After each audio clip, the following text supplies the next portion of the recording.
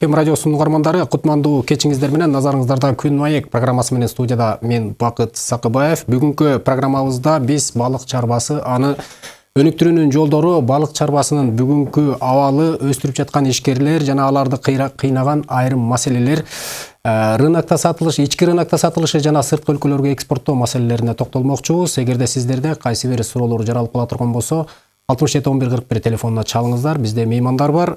Тааныштырып өтсөм, Жайыт мал чарба жана балык чарба департаментинин бөлүм башчысы Али Аскаров жана жеке ишкер Жылдызбек Сыдыков. Саламатсыздарбы, урматтуу меймандар? Куш келипсиздер. Майыл мырза, сизге ушул бүгүнкү күндөгү балык чарбасынын абалы кандай? Рахмат. Саламатсыздар, урматтуу телекөрүүчүлөр. Албетте биринчиден сиздерге ушу элдер менен мамлекеттик орган ортосунда көпүрө болуп ушундай маектер куруп бергениңиздерге сиздерге терең ыраазычылык билдиребиз. Албетте балык чарбасы жөнүндө айта кете турган болсок, балык чарбасы мындан 10 жыл, 5 жыл мурунга караганда кыйла жакшы жолго түштү десек болот. Анткени өзүңүздөр баарыңыздар күбө болуп атасыздар, ар бир аймактарда, ар бир региондордо балык өстүрүүгө кызыккан биздин фермерлердин саны көбөйдү. Муну тактап айтып кете турган болсок, 2012 жылы Кыргыз Республикасынын аймагында балык өндүрүүчүлөр жалпы 300 тоннанын тегерегинде балык өндүргөн болсо, 2018 жыйынтыгы менен 2400 тонна балык өндүрүлдү. Бул мындайча айтканда 8,5 эсеге балык өндүрүүнүн көлөмү көбөйдү десек болот. Бул Улуттук статистика комитетине расмий түрүндө берилген маалыматтын негизинде бул цифра келип чыкты. Мындан сырткарыда көмүскөдө көптөгөн биздин мүмкүнчүлүктөрүбүз бар, көптөгөн балык өндүрүүчүлөрүбүз бар. Аларды кошпогондо бүгүнкү күндө өсүш 8,5 эсени түздү. Бул ачык айтып кетиш керек, бул балык чарбасынын өнүгүп аткандыгынын бир көрсөткүчү. Эми статистика комитети кээде ушул кайсы структура болбосун, кайсы тармак болбосун, мындай орто эсеп менен же болбосо мындай болжолдуу цифралар менен көрсөтүп коюшу да мүмкүн. Бирок сиздер департамент катары, ушул сиздер адис катары жеринде барып ушул балык чарбасындагы өндүрүлүп аткан балыктын көлөмүн, өсүштөрүн байкап турасыздарбы? Албетте, биз департаменттин милдеттерине да кирет, ушул жеке фермерлерге, жеке балык өндүрүүчүлөргө кеңеш берүү биздин өзүбүздүн дагы милдеттерибиз бар. Ошолор аркылуу андан сырткары биз 2009 жылы өкмөттүн токтому менен инвентаризация, жалпы Кыргыз Республикасынын аймагындагы балык өндүрүүчүлөрдүн санын тактоо тапшырмасы берилген. Ошол тактоонун негизинде өкмөттүн 2009 жылы кабыл алган өкмөттүн токтомунда 138 гана балык чарба менен алектенген фермерлер, башкача айтканда суу сактагычтар, көлдөр бар деп бекитилген болсо, инвентаризацияны былтыркы жылы жыйынтыктадык. Анын жыйынтыгы менен 700дөн ашык чарбанын бар экенин биз аныктадык. Мындайча айтканда 580 чарба бул бүгүнкү күндө өкмөттүн токтомуна кирбей өндүрүп аткандыгын биз аныктап чыктык. Анын ичинде канча ошо 700 чарбанын ичинде канчасы чоң чарба, канчасы майда чарбалар? Эми анын ичинде биз менен департамент келишимдик негизинде иштеп аткан бир 150 чарба бар. Аларды бүгүнкү күндө департамент тыгыз иш алып барып атышат. Алардан андан сырткары калгандардын баары ушу 1 гектарга жетпеген, 1 гектардан жогору чарбаларды биз атап өттүк. Андан сырткары 20 сотукка, 50 сотукка дагы балык өсүрүп аткан чарбалар бар. Биз аларды эсепке алган жокпуз. Эң чоң чарба дегениңиздер канча тонна балык өндүрөт? Эң чоң чарба дегенибиз бүгүнкү күндө мына Жылдызбек биздин баягы чоң чарбалардын катарына кирген ишкерлердин болуп эсептелип, бүгүнкү күндө айына 15-20 тоннанын тегерегинде экспорт Россия өлкөсүнө экспорт кылып атат. Жалпы эми ушул пайданын, жалпы чыккан товардын канчасы ички рынокто сатылат, канчасы экспортко кетет? Эми ал боюнча бүгүнкү күндө так маалымат жок. Канчасы ички рынокто сатылып аткандар тууралуу. Бүгүнкү күндө сыртка кетип аткандардан в основном биз сыртка чыгарганга биз аракет кылып атабыз. Аны калгандары сырткы рынокко чыга албагандар көбүнчө ушул ички рынокто. Азыр Жылдызбек мырза, сиз чарба жөнүндө маалымат берсеңиз, анан мындан сырткары ушул сыртка ичке каяка сатасыздар сиздер? Канча көлөмдө? Мен чоң кемдеги хозяйство биздики Кыргыз Форель деген.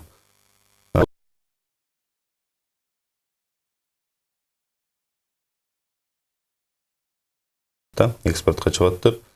Эми Кыргызстан боюнча алганда мен биздин практика боюнча Кыргызстанга бир 20% 30% эле ичинде калат, калган бүт Казакстанга, Сибирский округ Россияга и Питер, Москва ошол жактарга келип жатат. Биздики азыркы убакта контракттарыбыз аябай өзүнүн требованиялары аябай чоң. Анткени бул балык өстүргөн, бул өзүнүн эле бир гана биомасса алыштык эмес, анын качествосу бар, анын ошо хозяйствонун ошол требованияларга жооп бергидей болуш керек да. Ошондойлор кичине азыраак болгондуктан внутренний рынокто калып атат да. Азыркы күндө көбүнчө ошо Россияга чыгып атабыз. Ушул келишимдерди түзгөндө кандай негизде, кантип алар менен байланышасыздар да, кантип ушул көлөмдү көбөйтөсүздөр, кантип сатасыздар?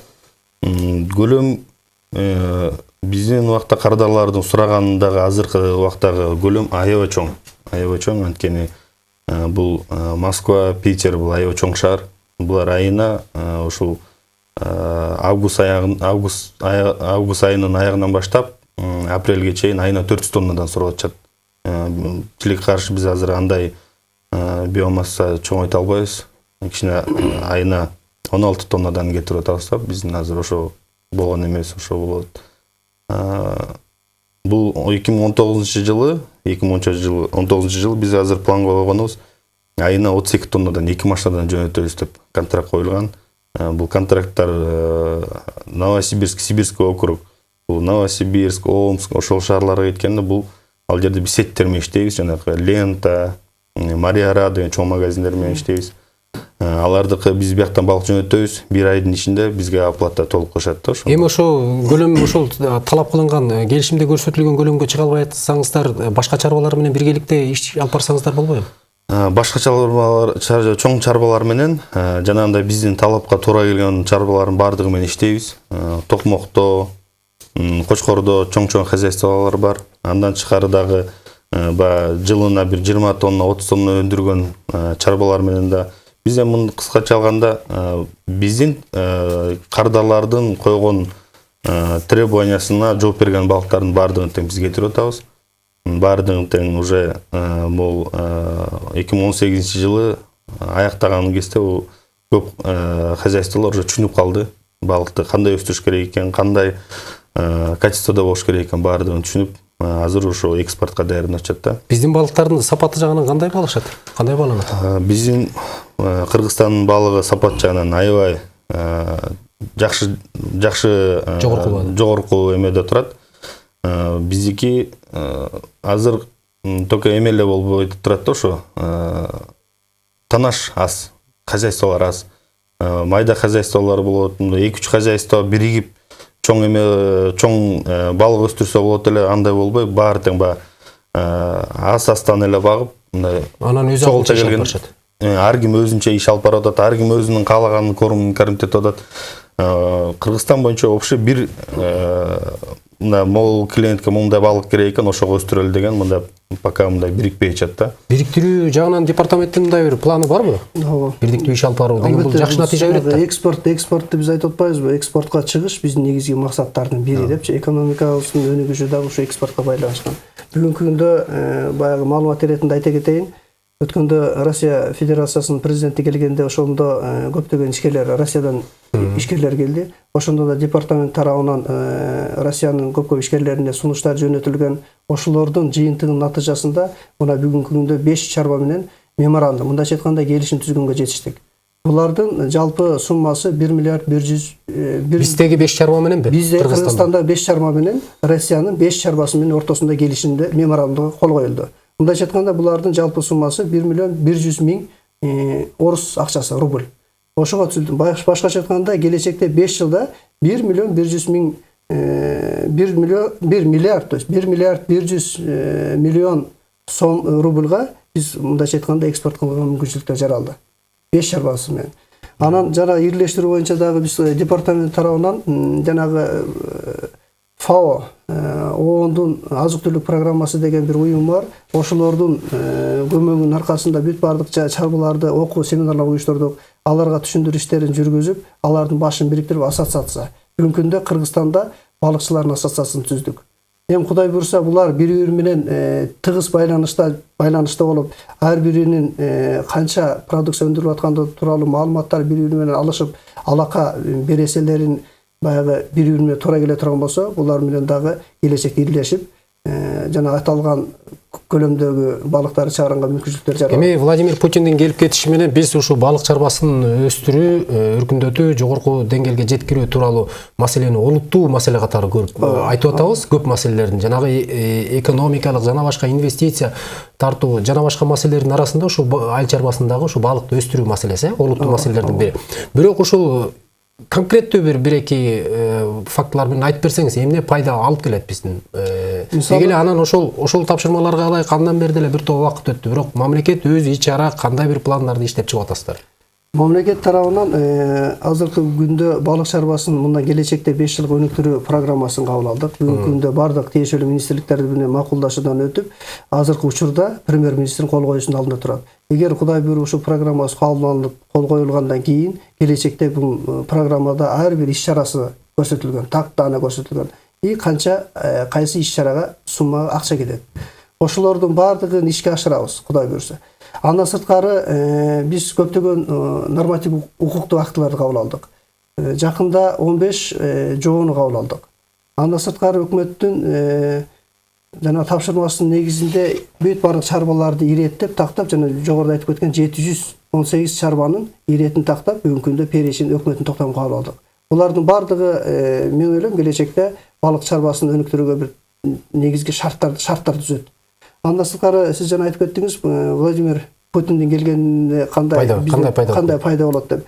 Мына биз меморандумдун негизинде Жылдызбек мына ишкер турат 500 миллион рублга булар менен 5 жыл ичинде келишим түзгөнгө жетиштик. Кудай буйруса Жылдызбектер Россиянын жана Сибирь аймагына 500 миллион рублга 5 жыл аралыгында балыктарын сатканга мүмкүнчүлүк жаралды. Мындан сырткары Жылдызбектин чарбасынан башка дагы бир 4 ири чарбалар бар. Ошолордун жалпы суммасы 1 миллиард 100 миллион рубльден түштү. Булар дагы Кыргыз өлкөбүздүн экономикасына бир олуттуу салымдардан болот деп. Демек, бир топ кенен мүмкүнчүлүктөр жаралыптыр да. Муну менен катар эми сиздердин департаменттин ишине бир аз кайрыла кетели. Сиздер эми барып чарбалардын балыгын салып берип, же болбосо балыгын сатып бербейсиздер го, андай маселелерге чейин аралашпайсыздар. Бирок ошо чарбалар менен иштешүүдө силер конкреттүү эмне иштерди кыласыздар? Конкреттүү иштерде мына жогору кандай жардам менен Россия өнөктөштөрү менен бирден булардын жолугусуна шарттарды түзүп бердик. Алар менен жолуктурдук. Андан сырткары биз булардын ар бир чарбанын суусунун анализдерин текшеребиз, суулардын сапатын текшеребиз. Андан сырткары кеп кеңештерди беребиз. Бүгүнкү күндө учурда департаменттин колунан келген кандай пайдасы болот департаменттин? Департаменттин балык чарбасына байланышып турасыздарбы сиз? Байланышып турабыз, биз ар дайым тыгыз байланыштабыз. Департаменттин балык чарбаларга таасир аябай чоң, жакшы жагынан. Анткени бизде Кыргызстанда буга чейин бир дагы окуу жайда ихтиолог, ушу балык баккан инсандар жок болчу. Ушунун баардыгы ошо департаменттин ичинен, балык чарба департаментинен биз ар дайым кайрылып турабыз. Бул жерде жана балык суунун качествосын текшерген, кислороддун ошонун качестволорун текшергенге департамент кайрылат. Департамент ошону аныктап берип, ушул жерге бакса болот деп корутундусун берет. Бизден тышкарыда бүт эле хозяйстволор ошо балык чарба департаменти кайрылат. Мен оюмча балык чарбаны өнүктүрүү үчүн бул балык чарба департаменти бул эң бир мекеменин мындай айтканда мамлекет тараптан ушу балык чарба ачкан адамдарга, фермерлерге чоң таасирин тийгизет деп жакшы жагынан. Муну менен катар эми мисалы айыл чарба министрлиги десе, келип дыйкандар ойлошот, келип картошкамды тигип бере турган орган катары көбүнчөсү ошондой түшүнөбүз да. Бирок эми бир жагы ошол тийиштүү органдарды милдети бул багыт көрсөтүш да, кайсы тармак болбосун барып багыт көрсөтүш. Муну менен катар эми балык чарбасы десе, балык чарбаны окуткан атайын адистер бизде жок. Ар ким өз казанында кайнап атат. Балыктарын өзүлөрү өстүрүп атат. Кайсы жери болбосун, алай болобу, ат башы болобу, кочкор болобу, же көл болобу, ар ким өз казанында кайнап атат да. Бирок ошо адистерди бир багыт берип, аларга бир жардам көрсөтүүдө, же болбосо сиздер өзүңүздөр адис катары бир барып кеп кеңешиңиздерди көрсөтүүдө бир олуттуу иштер барбы? адистер көрсөтөт. департамент тарабынан албетте биз чарбалар менен тыгыз байланышып, булардын суроо талаптарына жараша кеп кеңештер беребиз. Жылысбек мырза айтып атпайбы? Тиги ким кандай тамак аш берип атат, кантип азыктандырып атат дагы маселеге деле биз билбейбиз деген сыяктуу. Андан сырткары сиз жана адистер тууралуу айтып кеттиңиз. Мындан 3 жыл мурун биз жана агрардык университет менен келишим түзүп, алдында бир колледж бар. Ошолордо ихтиология боюнча балык тармагында адистигин алып чыгып атышат. Былтыркы жылы азыр 15ке жакын студенттер бүтүп чыгышты. Биринчи выпуск болуп чыгып, бүгүнкү күндө мурда жок болчу да мурда жок болчу. Ошол департамент менен ошол колледждин ортосундагы меморандум келишим негизинде биз ошол жакта адистерди окутуп атабыз. Ошол колледждерге албетте Жылысбек мырза айтып кеткендей, бизде союз убагында бери ушул тармактагы адистер жокко эсе, мындайча айтканда 1-2 гана адистер калган. Баягы союз убагында Россиянын жогорку окуу жайларына окуп келген. Ошолордун баягы билимин жаштарга берүү максатында биз ошол жакта лекцияларды, ошол жакта практикалык курстарды окуп, алар менен бирге иш алып барабыз. Жылысбек мырза, сиз балыкты өстүрүүдө тажрыйбаны кайдан алдыңыз? Кантип ушул шыктанып, могу жеке ишкерликке, балык чарбасына өтүп калдыңыз? Биз балык чарбаны баштаганда ушу Кыргызстанда бүткүл эле баардык хозяйстволор ачылып аткан кезде биз да ачылдык. Чынын айтып кеткенде биз эми көбүн эле интернеттен үйрөндүк ошол убакта. Анткени бул балык өстүргөн буга чейин мындай бизде фермалар жок болчу. Эч ким мындай бөлөк хозяйстволорду да иштеп көргөн эмес. Оорчулуктар болду. Ушу интернеттен эле изденип бул мындай айтып коет го, баягы жашоодогу кетирген кемчиликтерибизди кайталабай жаңы жактар менен келип отуруп, ушул балык чарбаны өстүргөнгө үйрөндүк. Башында балыкка сууну канчага керек эле, температурасы канча болуш керек эле, анын баарын билчү эмеспиз. Сууну таап эле, ушул суу болот экен деп өстүрүп келгенбиз. Эми азыркы убакта баарын уже көрдүк, билдик, кетирген кемчиликтер болду. Кислороддорун жана балык сууда жүргөндө бул форель бул өзү жанагы айтып коет го, царский балык депчи. Бул действительно ошондой, анткени мунун форель балыгы өскөн жер бул суу проточный болуш керек, таза болуш керек. Берки балыктарда суу кир болсо, бул берки балыктар кир суудан, например, өзүнүн тамактарын жей берет, а форель антип жей албайт да, бул таза суу болуш керек да. Ошондой эмелердин баарын тең үйрөндүк. Эми азыркы убакта жакшы. Азыктарын кайдан алып келесиздер? Канча баасы кандай алардын? Азыктары азыркы убакта бизге евро менен келет, анткени бүт бизге келген балыктын тамактары Европадагы заводдордон келген корумдар. Орто эсеп менен 120-125 сомдун ортосунда болуп атат. Мындан тышкары килограммы ошондой болот. Мындан тышкары Казакстандан, Россиядан дагы корумдар келет.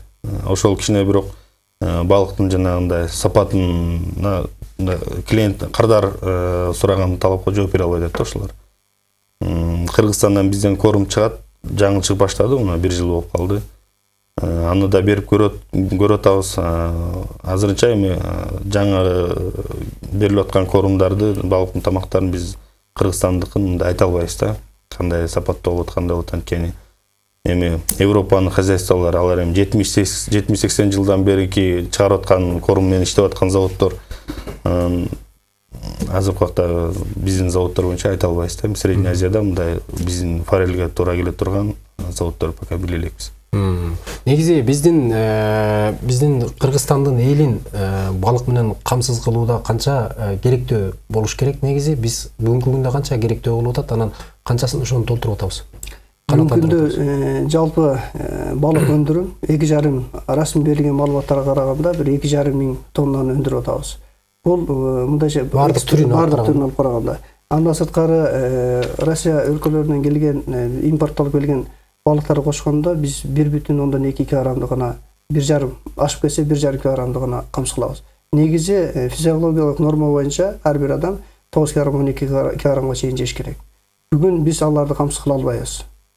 Эми келечекте ошонун аракетинде иштеп атабыз. Эми толук болбосо дагы бир жарым, биз 70% камсыз кылсак, бул чоң жетишкендик. болот десек. Демек 9 килограмм керектелет болсо, анда биз 1,5 килограммды керектөөсүн муктаждыгын камсыз кылып атсак, анда жок эсе экен да мындайча айтканда. Мындайча айтканда биринчи чети караганда жок эсе болгону менен, экинчи четин караганда бул ушул тармакта бир келечектүү бир өсүштү кылыш керек деген милдеттер турат. Жок, эми ушу балык чарбасын өстүрүп кетүүдө эмне тоскоол болуп атат? Мындай дүркүрөтүп 1-2 жылда же болбосо бир 5 жылдык алдыга планды коюп туруп, монтип өстүрсөк болот эле деген силерде бир кыял барбы? Эми албетте кыял бар. Баягы көч тоскоол? Кыргызда айтат эмес, көч бара түзүлөт деп. Бүгүнкү күндөгү цифрларды караганда деле мен айтат элем, бир Кудайга шүгүр жакшы өсүштөр болуп атат. 2012-жылы биз 300 тонна балык өндүргөн болсок, бүгүнкү күндө 2,5 тонна өстүрүп атабыз. Эми ушу темп менен бара турган болсок, келечекте бир 5-10 жылда Кудайга шүгүр жакшы эле темпте камсыз кылабыз деген бир үмүттөбүз. Бирок бүгүнкү күндө акча жетпейби, же адистер жетпейби, же кызыгуу жокпу? Бүгүнкү күндө балык бакканга. Бул балык чарба департаментинин негизги көйгөйлөрүнөн болуп, ачык эле айта кетиш керек, бул тармакта адистердин жетишсиздиги. Бул тармакты өзүңүздөр билесиздер, ар кандай себептер менен 9 жолу жоюлуп, кайра 9 жолу кайра мындай жетканда курулган департаментте иштеп атабыз. Ушул саясатты ушу департамент жүргүзө турган негизги мамлекеттик ыйгарымдык укуктуу бир орган болуп эсептелет. Эми мындайча айтканда, бул тармакты бир жакшы көңүл бөлүш керек, адистерди окутутканга бир шарттарды түзүш керек. Андан сырткары мен ойлойм, ар бир суроо талапка жараша бул өсүштү буюрса келечекте камсыз кылабыз деген үмүттөбүз. Муну менен катар эми бүгүнкү күндө ушул балык чарбасындагы эң негизги көйгөй катары жанагы адистиктерди айтып атасыздар. Мындан башка дагы ички майда чүйдө көйгөйлөр барбы? Эми мамлекеттик деңгээлдеги азыр биз бара-бара өзүбүздүн тиешелүү ушул тармак канчалык өнүккөн сайын бизди дагы бир башкача кадамдарды жасаганга түрткү берип атат. Мисалы, ушундай темп менен өсүп атканына жараша биз дагы жана жогоруда айтып кеткен 15 жобону кабыл алганга негиз болду. 15 жобону кабыл алдык. Андан сырткары бир 2 өкмөттүн токтомун чыгардык.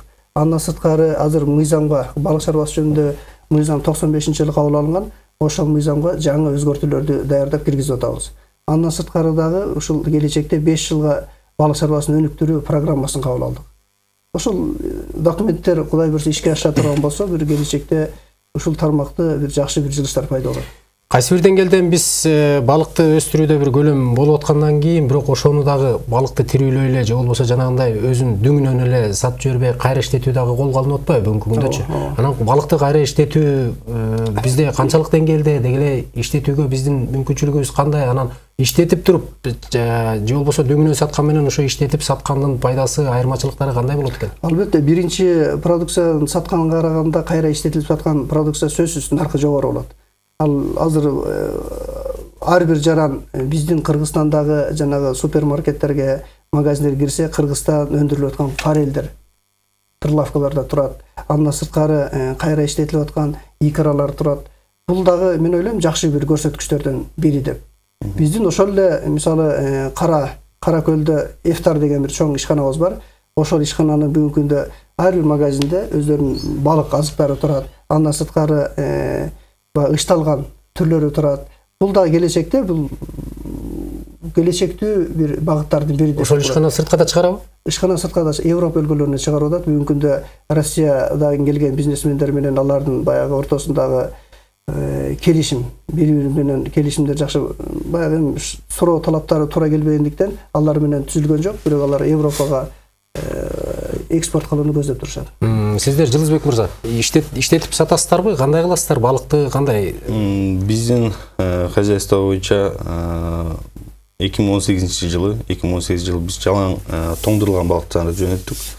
Анткени буга чейин өзүнүн өндүргөн продукцияны кардар кандай сураса, ошого эле даярдап берип атканбыз да. 2019 жылкыга жанагы глубокий переработка деп коебуз го, жанагындай каптетилип, ыштап, туздап, аны жанагындай вакуумдуу упаковкалар упаковать этип, жана стейк кезип мындайча айтканда 2018 жылы биз жөнөткөн балыктарды Россиянын ишкерлери кайра иштетип, анан ошо магазиндерге таратты да. 2019 жылга, быйылкы жылга биздин коюлган планыбыз ошол Россиядагы чоң заводдорго эмес, биз өзүбүз ушул жерден даярдап, өзүбүздүн Кыргызстандын товарын, Кыргызстандын балыгын бренд кылып биздин Кыргызстандын аты менен уже Россияда чоң магазиндерлердин жанагындай полкаларында чыгат да уже. Бир топ суроолор бар эле, эми убактыбыз да аяктап калыптыр. Андыктан сиздер менен коштошууга дагы убакыт келип жетти. Эң башкысы ушул студиябызга келип кызыктуу маек куруп бергениңиздер үчүн чоң ыраазычылык билдиребиз. Ишиңиздер ийгилик болсун. Сизге да рахмат. Урматтуу телегөрүүчүлөр, ушу менен программабыз соңуна чыкты. Биз балык чарбасындагы айрым маселелер туурасында маек курдук. Бизде жайыт мал чарба жана балык чарба департаментинин бөлүм башчысы Майыл Алиаскаров жана жеке ишкер Жылызбек Сыдыков болушту. Саламатта калыңыздар.